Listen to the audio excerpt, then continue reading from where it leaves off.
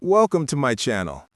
What if I told you that one of the boldest robberies in modern history didn't happen in the middle of the night, but in broad daylight, inside what was believed to be one of the most secure buildings on Earth? Today, I'm going to tell you a real story so shocking, so perfectly executed, that it left France humiliated and the entire world stunned. This is the unbelievable true story of the 2025 Louvre Museum heist. On the morning of October 19, 2025, the Louvre Museum in Paris opened its doors like any ordinary day. Guards took their usual positions, and tourists from every corner of the world walked in, eager to explore priceless treasures of human history. By 8:30 a.m., the museum had been open for just 30 minutes.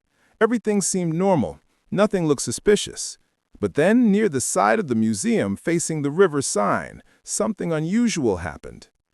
A large lift truck, the type normally used to move heavy furniture to upper floors, rolled up close to the museum's wall and parked quietly. Inside were four men disguised as construction workers, wearing bright yellow and orange vests, but their faces were hidden behind balaclavas. Two of them stepped out, extended the mechanical lift upwards, and stopped at a first-floor balcony that led directly into one of the Louvre's most important rooms, the Galerie d'Apollon, the Gallery of Apollo, home to France's royal jewels. A thick, reinforced glass wall protected the balcony entrance, but the thieves didn't hesitate. They pulled out industrial disc cutters, and within seconds sparks began to fly as the glass cracked open. The moment the glass gave way, the museum's general alarm activated, but the thieves were already slipping inside. Security guards rushed toward the gallery, but the robbers threatened them with power tools, forcing them back. Guards immediately switched to evacuation mode, guiding confused and panicked tourists out of the museum.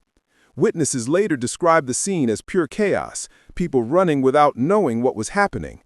Meanwhile, the thieves worked with astonishing speed. They smashed open display cases containing some of France's most treasured royal jewels. In total, they grabbed 9 items. Every move was precise, disciplined, and rehearsed. After spending only 4 minutes inside the museum, they climbed back through the cut glass and onto the balcony. Down on the street, 2 more thieves were waiting on scooters. The robbers rushed down the lift, hopped onto the bikes, and disappeared into Paris traffic within seconds. Before they left, they tried to set the lift truck on fire to destroy evidence, but a brave museum staff member stopped the flames just in time. The thieves then escaped along the riverbank, merged onto the Boulevard Périphérique, Paris's ring road, and vanished toward the A6 motorway. The entire operation, parking the truck, extending the lift, cutting the glass, stealing the jewels, escaping on scooters, took only 8 minutes. A national embarrassment for France. Once investigators reviewed what was missing, shockwaves spread across the world. The thieves had taken 8 priceless royal treasures from the 19th century. Why 8 and not 9? Because one item, the 170-year-old crown of Empress Eugenie, fell during the escape.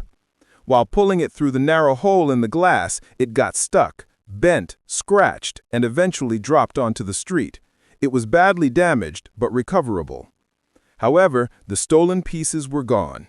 These included Empress Eugenie's diamond tiara and brooch, Empress Marie-Louise's emerald necklace and earrings, Queen Hortense's sapphire tiara, sapphire necklace, sapphire earring, and a rare reliquary brooch. The gems alone were valued at around $2 million, but historically, these items were considered priceless, symbols of France's royal heritage. Even stranger, the thieves ignored the most valuable pieces in the room, including the Regent diamond, worth over 51 million euros, and other legendary gems like the Sancy and Hortensia diamonds. This led investigators to believe the thieves were working under a specific commission, hired to steal certain pieces, not the most expensive ones. As the investigation continued, serious security failures were exposed. 1 out of every 3 rooms in that wing had no CCTV coverage. External cameras didn't fully cover the balcony the thieves used. Even worse, the localized alarm system on that balcony had been malfunctioning for days. Only the general alarm worked. The museum's director offered her resignation, but it was not accepted. Shockingly, this wasn't the first time the Louvre had been robbed.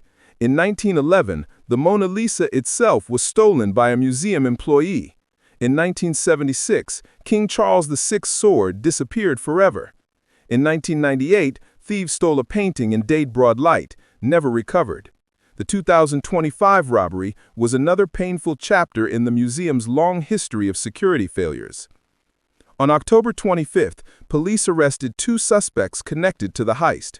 Over 150 DNA samples were collected from gloves, helmets, and the truck. Even one suspect had a previous record of gold theft. But authorities have not confirmed whether any of the stolen items have been recovered.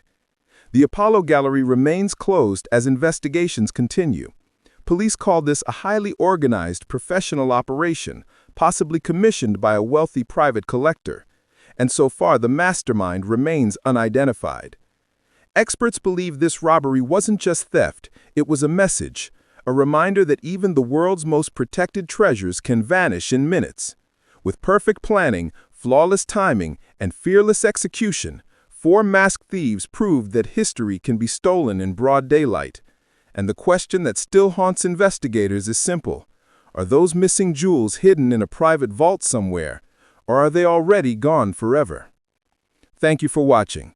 If you enjoy real history, unbelievable crimes, and true stories that feel like movies, make sure to like, share, and subscribe, because here, the truth is always more unbelievable than fiction.